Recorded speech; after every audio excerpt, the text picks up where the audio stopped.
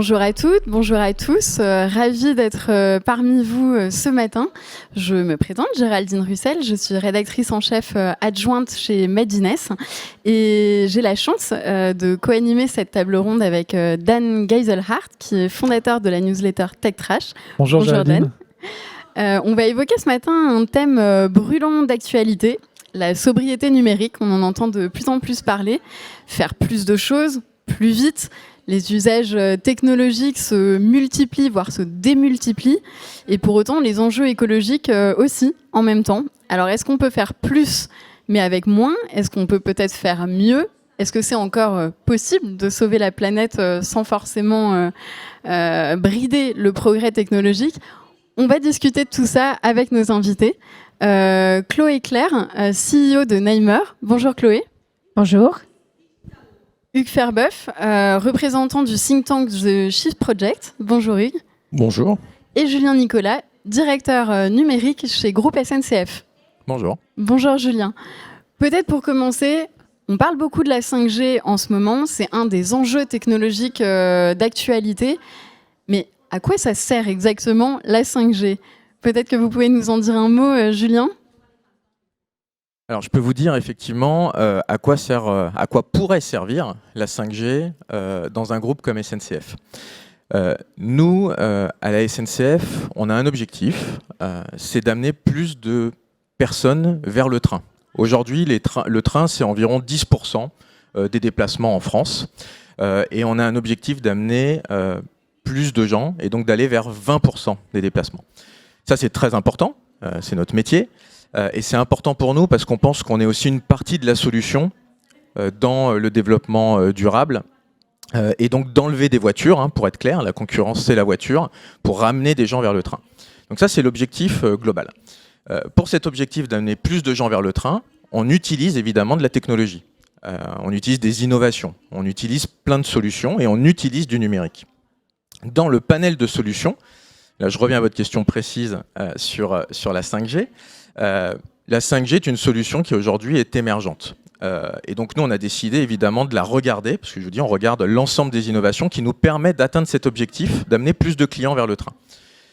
Et donc on a décidé de lancer des expérimentations sur la 5G. Et à la SNCF, c'est quoi? C'est des expérimentations industrielles. C'est comment ça peut nous améliorer, comment ça peut nous aider à améliorer la qualité de service. Et donc en fait, on déploie en expérimentation la 5G dans un technicentre. Un technicentre, c'est là où on bichonne nos trains, c'est là où on les répare, c'est là où on essaie de leur donner le maximum de confort pour avoir la meilleure qualité de service pour les clients.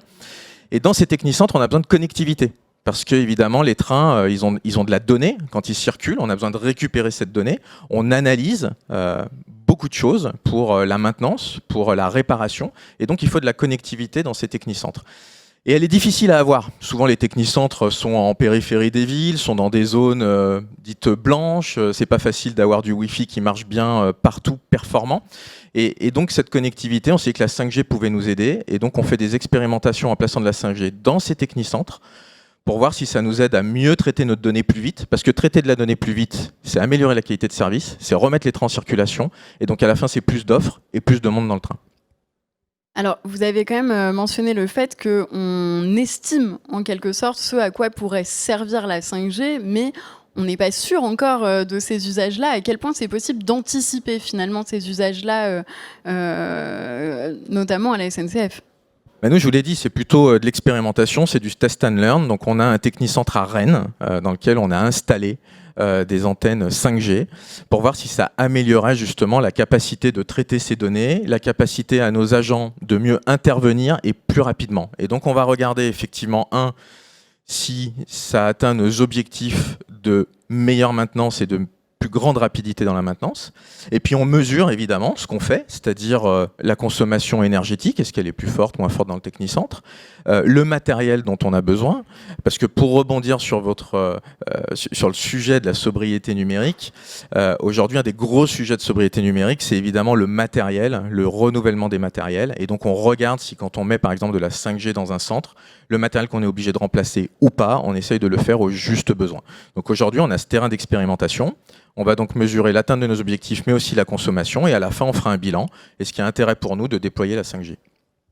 Et du coup, je vais compléter la question initiale de Géraldine. C'est donc qu'est-ce que la 5G, enfin à quoi ça sert, mais est-ce qu'on en a vraiment besoin? Est-ce que vous pensez aujourd'hui on en a besoin? Est-ce qu'on pourrait pas faire sans? Alors, aujourd'hui, je l'ai dit, nous on regarde l'ensemble des technologies qui arrivent et des innovations. Cette innovation est proposée par les opérateurs télécoms et on regarde si elle nous permet d'améliorer, dans le but toujours de ce cercle vertueux, d'avoir plus de personnes vers le train. Je serais présomptueux de répondre à cette question. On pressent que ça peut nous aider à améliorer la maintenance, c'est pour ça qu'on fait ces tests, mais on le verra à la fin de nos expérimentations. Hugues, c'est un vrai besoin la 5G vraiment? Je vais essayer de répondre moi aussi à votre première question, à quoi ça sert. Je pense qu'il faut être très clair. Aujourd'hui, le réseau 5G dont on parle dans les médias, d'ailleurs, c'est pas tellement les applications dont Julien vient de parler. Ce dont on parle, c'est un nouveau réseau mobile public. Et pourquoi il y a un réseau mobile public 5G? C'est pour désaturer les réseaux mobiles 4G dans les centres-villes. Les opérateurs ont mis un moment à l'avouer, mais c'est aujourd'hui très clair. Et pourquoi ces réseaux 4G se saturent-ils dans les centres-villes? C'est pas parce qu'on a mis en place des applications telles que Julien vient de les décrire, c'est parce qu'on consomme énormément de vidéos et de plus en plus tous les jours, et que cet accroissement du volume de données n'est plus supporté par les sites 4G dans un certain nombre de zones très denses. Donc ça, c'est la première. À quoi ça sert la 5G? Ça sert à désaturer le réseau 4G. La deuxième raison, c'est que ça sert aussi à l'État à vendre de nouvelles fréquences et donc à récupérer presque 3 milliards d'euros. La troisième explication, c'est que si on regarde les usages les plus répandus sur la 5G depuis un an, on s'aperçoit que c'est la prolongation des usages les plus répandus sur la 4G. Donc c'est de la vidéo, mais encore en plus haute définition. C'est du streaming en plus haute définition. Et puis c'est l'apparition de nouveaux usages qui n'étaient pas possibles sur le mobile, comme le jeu en ligne en réalité virtuelle, et qui démultiplie en fait à la fois en termes de volume de données, mais aussi en termes de temps d'utilisation, ce type d'usage. Donc voilà à quoi ça sert.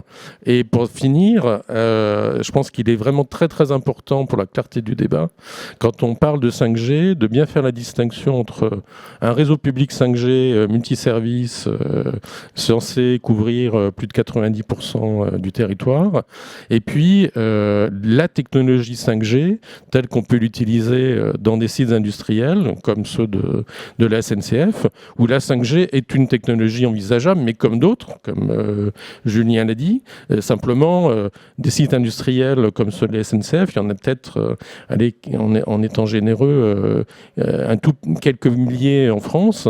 Ça n'impose en aucun cas de déployer un réseau qui couvre plus de 90% du territoire. Et est-ce qu'on est en capacité aujourd'hui d'estimer précisément à la fois la consommation de ce que représentent des vidéos de chatons mignons à longueur de journée versus des trains plus à l'heure? Est-ce qu'on a les outils pour pouvoir faire ça?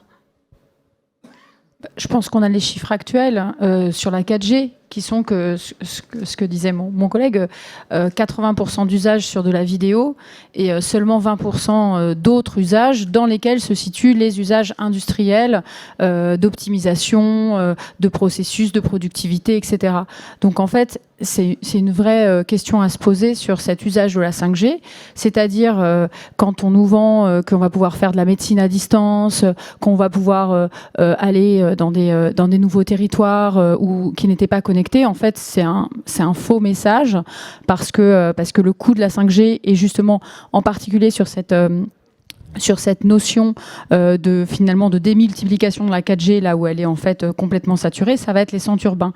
Et en fait, là où la 5G aurait pu être une promesse de pouvoir justement atteindre des zones blanches, comme vous le disiez, sur des territoires qui ne sont pas conquis, eh bien en fait c'est le contraire parce qu'il y a besoin de plus d'antennes et donc les investissements sont très lourds et s'il y a peu d'usage, ça ne va pas intéresser les distributeurs. Et donc en fait cette question-là, on fait bien de se la poser surtout dans une accélération climatique où on se pose des vraies questions de trajectoire carbone, où moi qui suis à la tête d'une boîte de tech, j'ai tendance à être technocentrique, la tech va nous sauver, on propose des solutions de transition écologique pour aider des collectivités ou des entreprises à faire leur trajectoire. Donc j'ai tendance à être plutôt positive sur la tech, et c'est vrai, quand on se penche sur la 5G, on se dit en fait c'est plutôt une conséquence de notre société de consommation qui permet d'être sûr qu'on va bien changer notre téléphone, qu'on ne va pas aller reprendre des téléphones reconditionnés qui, eux, ne fonctionneront pas avec la 4G. Et en fait, quand on regarde le système au global, on doit se poser cette question, même si ça veut dire d'un autre côté, de nouveau, quand on regarde la tech, on se dit on ne veut pas que la France soit en retard. Et c'est un des arguments qu'ont les gouvernements, etc. C'est-à-dire, si tout le monde la développe, est-ce qu'on a envie d'être en retard? Mais être en retard sur les chatons, peut-être que c'est pas trop un problème, surtout en HD sur un téléphone. Par contre, être en retard sur de l'optimisation industrielle, ça, c'est hors de question. Donc, en fait, je pense qu'il faut vraiment scinder les deux. Et la 5G grand public, je pense, alerter au plus les utilisateurs, ceux qui regardent les petits chats. Enfin, peut-être qu'on caricature, mais voilà. Ça peut être Netflix aussi, ou ça peut être Netflix, etc. Mais si vous avez un usage raisonné, vous êtes chez vous, vous téléchargez votre Netflix avec votre box, qui elle-même est une fibre optique, et puis après vous vous baladez avec votre film qui est fait. Et puis ensuite, au lieu de changer votre téléphone portable pour un 5G, vous en prenez un chez Back Market ou autre, reconditionné. Enfin, il y a plein de façons de rester dans un monde connecté, de pas être dans la décroissance que certains vont décider d'avoir, mais de ne pas aller vers des usages débiles comme des nounours connectés, des frigos connectés. Est-ce qu'on a besoin que notre frigo nous rappelle qu'il n'y a plus de yaourt? Il suffit de l'ouvrir. Donc, en fait, tous ces gadgets de l'auto, de la grande consommation, évidemment, vont être accélérés avec ce genre de choses. Et c'est plutôt à nous, utilisateurs, de se poser la question, vraiment. Pourquoi est-ce que le débat il est si polarisé en fait? Pourquoi est-ce que d'un côté on entend que si on prend pas la 5G, enfin si on déploie pas la 5G, alors là c'est terrible, on va devenir un pays du tiers-monde finalement. Enfin parce que moi c'est ce que j'entends dans certains discours. Et de l'autre côté, en fait on se dit attention danger. Et finalement on a peur de la technologie, mais sans trop savoir pourquoi, j'ai l'impression. Est-ce que justement, est-ce qu'il y a un problème de manque de débat finalement, de manque de débat démocratique? Je sais pas. Oui. 3 fois oui.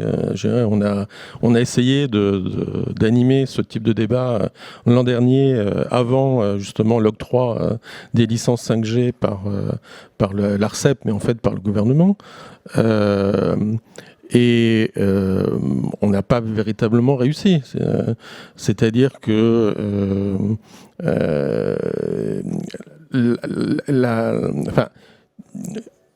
tous les gens, je dirais, qui s'intéressent de près et en détail au déploiement de la 5G tel qu'il est prévu aujourd'hui, savent que ça va conduire à multiplier par 2 la consommation d'énergie des réseaux mobiles en quelques années. Ce qui n'est pas forcément une bonne chose, a priori. Ce qui est une très mauvaise chose. Puisque, j'en profite, il est hors de portée d'arriver à réduire suffisamment les émissions de gaz à effet de serre sans maîtriser en même temps notre consommation d'énergie. Donc là, ça ne va pas du tout dans le bon sens. Non, je crois qu'un des problèmes, il y en a 2, c'est qu'un certain nombre de responsables politiques n'ont pas véritablement compris que derrière la 5G, il y avait beaucoup de réalités possibles différentes. Et encore une fois, utiliser la 5G pour des sites industriels, ça mène pas du tout au scénario de déploiement tel qu'il a été décrit dans le cahier des charges de l'ARCEP.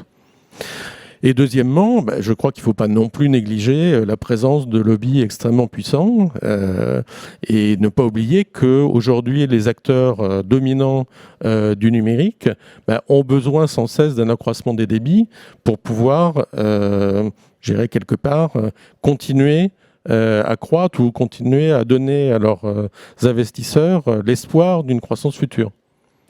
Et là, on parle de sommes extrêmement considérables. Mais ce qui est très perturbant, c'est qu'on confond des réalités qui n'ont rien à voir l'une avec l'autre. Et je termine juste en disant que le choix qu'a fait la France n'est pas forcément celui qu'ont fait tous les pays européens.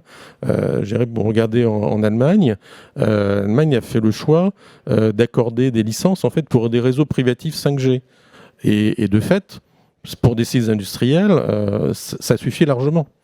Donc ça veut dire que l'argument de dire si on le fait pas, on est en retard par rapport aux autres, en fait, il tient pas. Il ne tient pas du tout.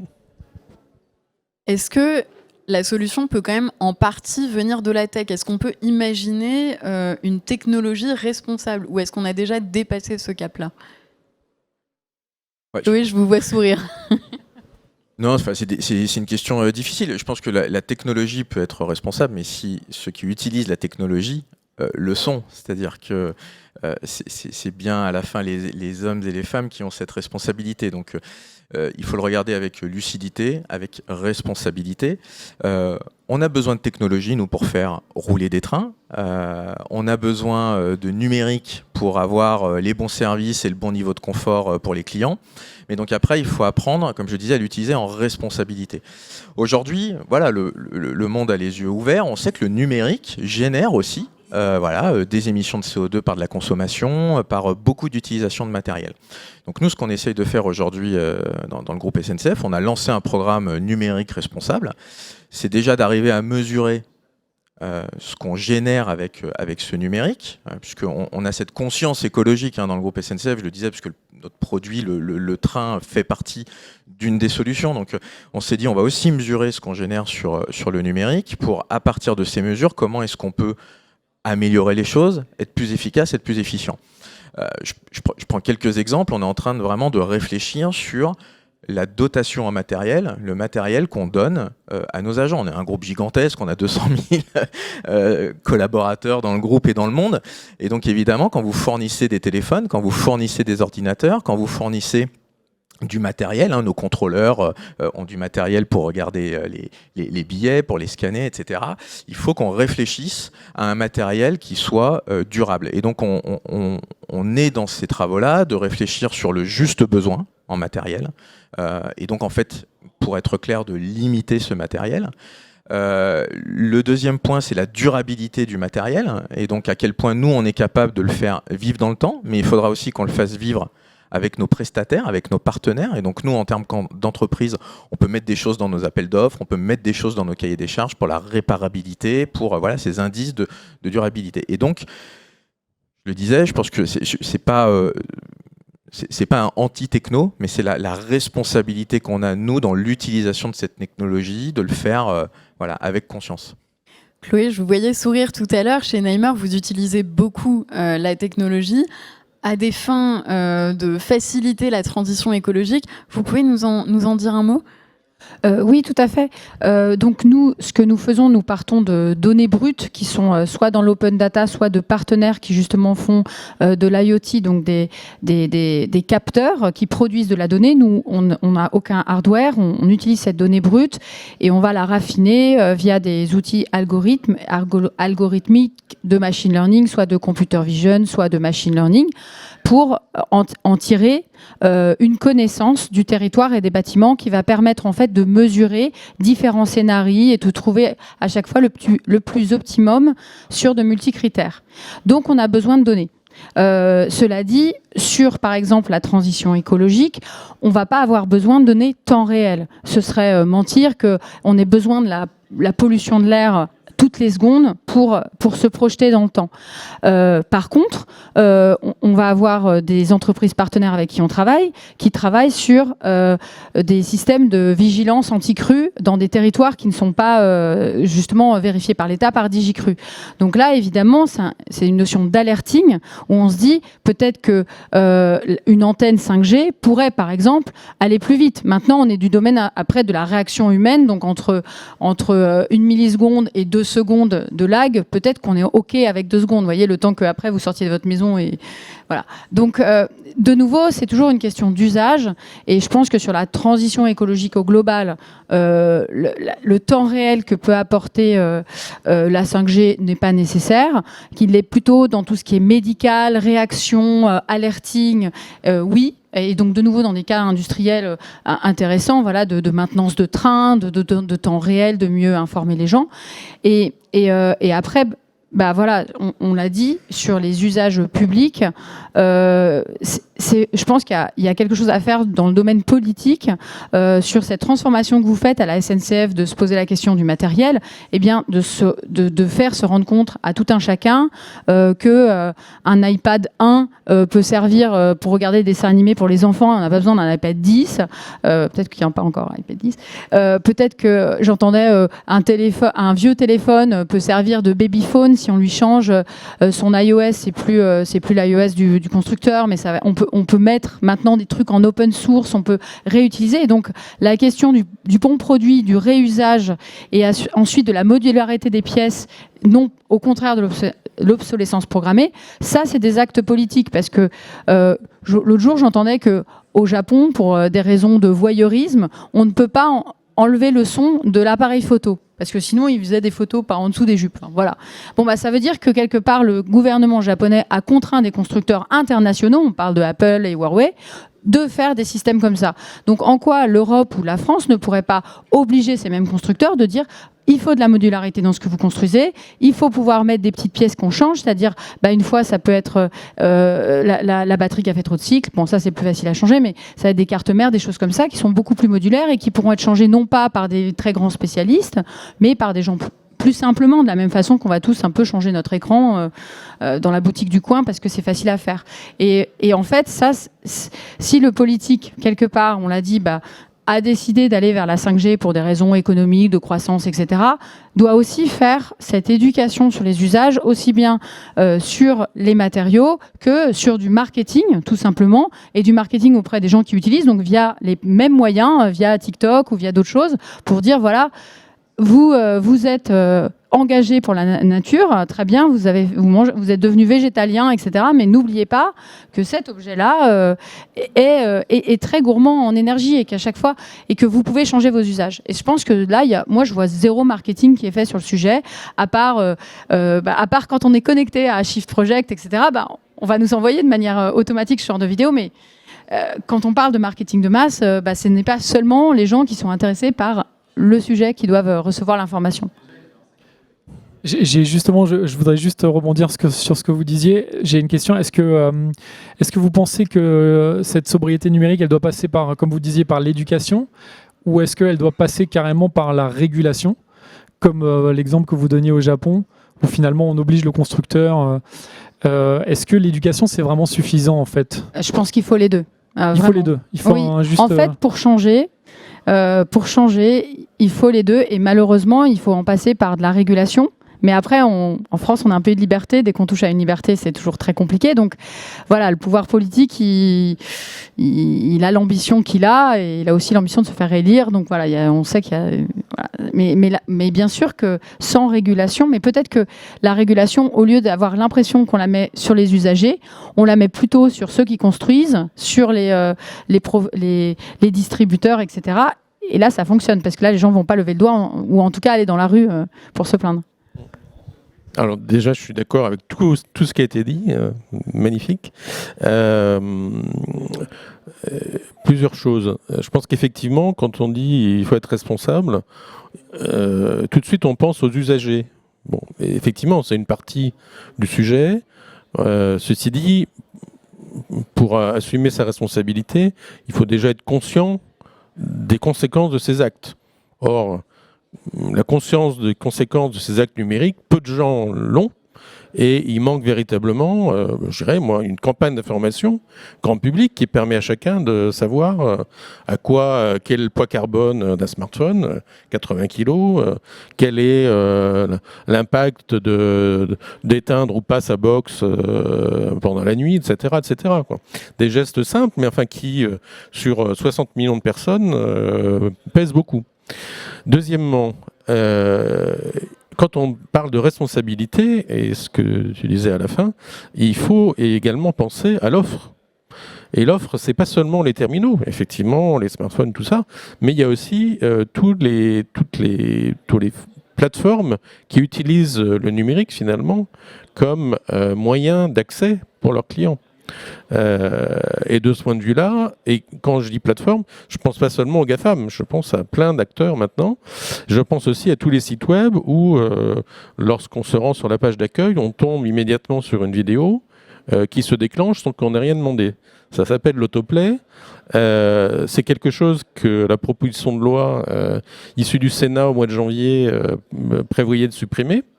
Ça a été corrigé par l'Assemblée nationale qui l'a réintroduit. Or, on voit bien que sans ce type de régulation, on n'arrivera pas à avancer, en tout cas avancer assez vite. Hein. Et je finis juste en disant, alors est-ce que c'est compatible avec les libertés individuelles? Bon, d'abord, là on sort d'un an et demi de période où on s'est aperçu que une liberté individuelle, sans doute plus importante, on était prêt à faire une croix dessus en face d'un danger urgent. Ce dont on n'a pas suffisamment conscience, c'est que le changement climatique, c'est un danger urgent. Et donc, à situation de crise, gestion de crise. Et donc, oui, ça intègre la mise en place de régulation, probablement, évidemment, au niveau français, mais également au niveau européen, si on veut être capable de peser, en fait, sur la façon dont est structurée l'industrie numérique.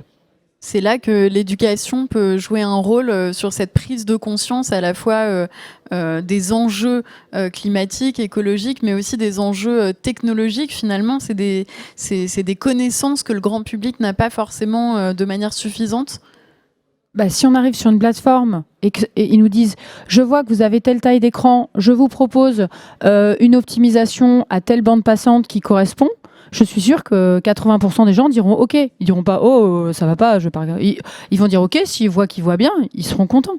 Il n'y a pas cette incentive. Maintenant, tout le monde a son truc sur les cookies. Chacun décide en toute liberté de prendre le temps de cliquer les trucs ou de dire OK, j'accepte. Enfin, je veux dire, on a réussi à le faire sur les cookies. On peut très bien le faire sur l'autoplay, sur des tas de choses comme ça où en fait on demande à l'usager, sachez que ça coûte beaucoup plus en carbone. En avez-vous besoin et lui prouver qu'en fait finalement non et puis après la personne qui a vraiment besoin d'une très forte définition pour un usage une fois va cette fois-ci dire oui, donne-moi le bon usage.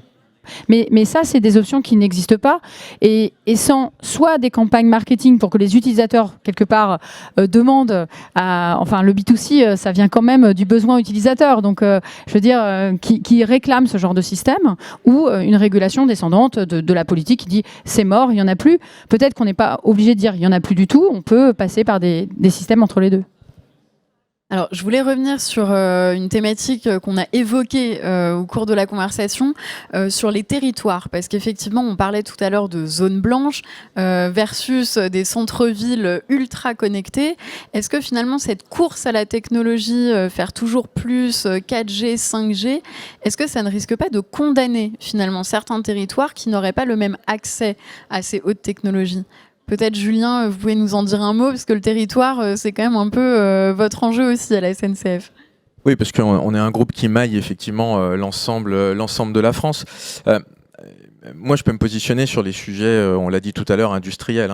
Donc, nous, dans nos expérimentations, quand une technologie marche et donc apporte un service, on va évidemment essayer de la déployer partout. Donc, si on parle de la 5G, on fait cette expérimentation à Rennes. Si elle nous aide, si elle nous permet d'améliorer effectivement notre maintenance et de proposer plus d'offres et donc plus de places dans nos trains, on déploiera cette technologie dans nos différents technicentres et on en a effectivement un petit peu partout positionné en France pour répondre à nos besoins régionaux. Donc nous, on regarde, comme je vous disais, les technologies qui émergent. Quand elles sont utiles et qu'elles nous permettent d'atteindre cet objectif de plus de trains, on va la déployer. On a effectivement aussi ce souci dans le territoire d'amener les compétences ou la formation. On a des agents partout et ils doivent être aussi à l'aise avec les technologies que l'on déploie. Et donc, on va regarder aussi comment on accompagne nos collaborateurs. Et tout à l'heure, vous l'avez dit, sur La conscience écologique, c'est aussi un travail qu'on veut avoir. J'ai parlé du matériel, de donner cette conscience-là, d'expliquer en interne ce que le numérique pèse effectivement dans nos émissions et comment tous collectivement on peut avoir des meilleurs réflexes dans l'utilisation du numérique. Est-ce que la vidéo est toujours nécessaire ? Aujourd'hui, elle s'est beaucoup déployée évidemment avec la pandémie et les passages en visio. Est-ce que les mails sont nécessaires ? Est-ce que tel type de données sont à archiver ou pas ? Donc il y a à la fois un usage de chacun, puis après, je vous l'ai dit, il y a la responsabilité dans les programmes de l'entreprise de dire le juste besoin. Et donc aujourd'hui, c'est beaucoup sur les sujets de matériel. Et dans les sujets de matériel, vous parlez des territoires. Ce qui est intéressant, c'est que ça peut créer aussi des dynamiques et des débouchés. C'est-à-dire on a besoin de filières pour la réparabilité, parce qu'aujourd'hui, ces filières n'existent pas ou pas à échelle. C'est pas qu'elle n'existe pas, c'est trop peu. Et il faut passer à l'échelle. Nous, voilà, je vous l'ai dit, on a un parc qui est phénoménal. Et donc, on a besoin de structurer ces filières. Et là, il y a des opportunités, évidemment, partout, sur tout le territoire en région pour développer cela. Hugues, peut-être, est-ce qu'il faut vraiment que la technologie soit la même partout et évidemment où dans ces cas-là on nivelle par le haut, j'ai envie de dire, mettre la 5G sur l'ensemble du territoire. Oui, mais alors déjà ça ne va pas être la même partout justement, c'est ça le hic et j'ose le dire, la tromperie. C'est-à-dire qu'on dit on va mettre de la 5G partout. Mais oui, sauf que dans les centres-villes, on va mettre de la 5G dans la bande de fréquence 3,5 GHz et puis dans les campagnes, on va la mettre sur du 700 MHz. Évidemment, en 700 MHz, on aura à peu près le même débit qu'en 4G. Et donc, on aura à peu près 10 fois moins que ce que l'on aura en centre-ville. Donc, même quand on dit on met la 5G partout, on ne met pas la même 5G partout. Premier point. Deuxième point, la façon dont on s'apprête, dont on déploie aujourd'hui la 5G, va effectivement plutôt accroître la fracture numérique que la réduire. De deux façons.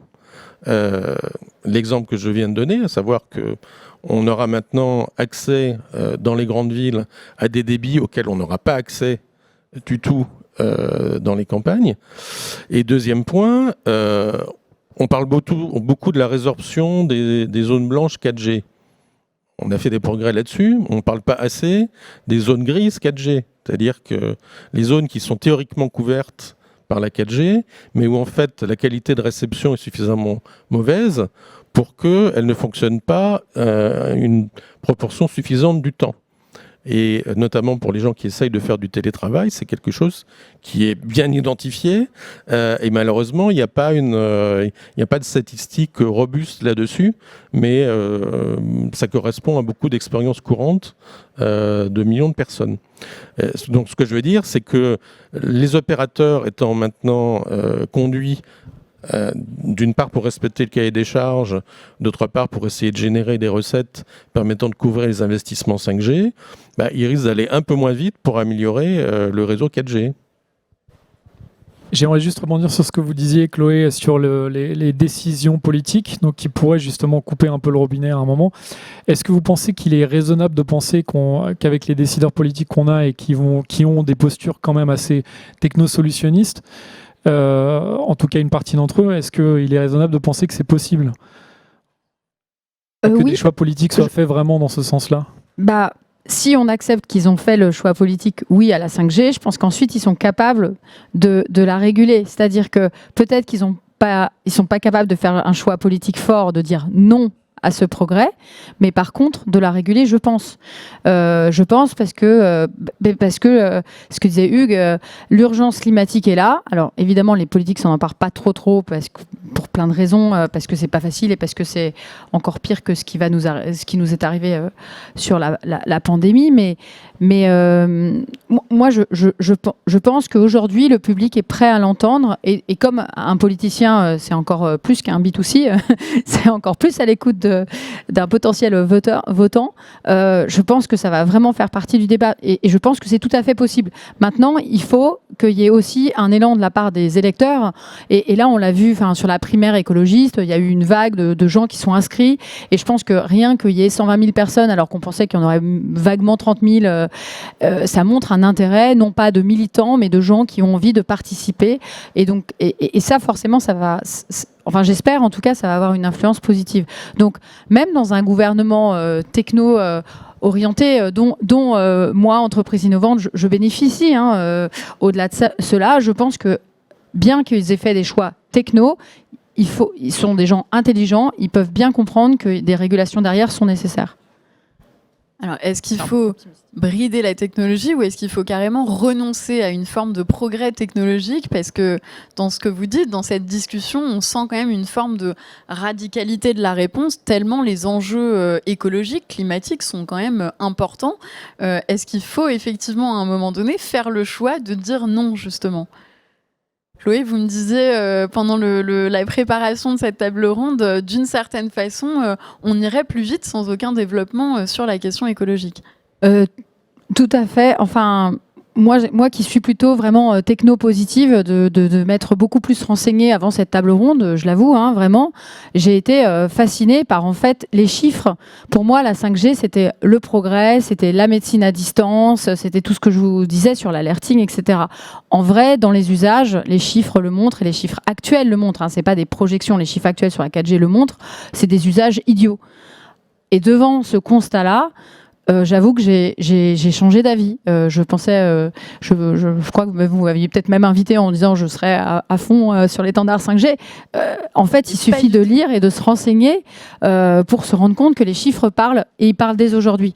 Et moi qui travaille sur la transition écologique, évidemment, ça me touche comme tout un chacun. Et comme tout le monde, j'avais entendu les progrès de la 5G pour notre société et en pensant que la 4G ne le ferait pas. Et ce que dit Hugues depuis, parce que j'ai aussi un petit peu lu, depuis de nombreuses années, je dois dire que je me suis rendue à ces arguments. Voilà, je me suis rendue à ces arguments-là. Hugues, vous êtes aligné sur cette conception ? Oui, alors on parle progrès technologique. Je pense que ce qui compte d'abord, c'est faire des choses qui représentent un progrès tout court. Que ce soit technologique ou pas, on s'en fiche un peu. Et donc, tout à l'heure, l'innovation qui consisterait à transformer un vieux smartphone en appareil permettant d'écouter un bébé, ça me semble une innovation qui apporte quelque chose. Alors, est-ce que c'est technologique ou pas ? Il faut un peu de technologie, mais il faut surtout de l'idée.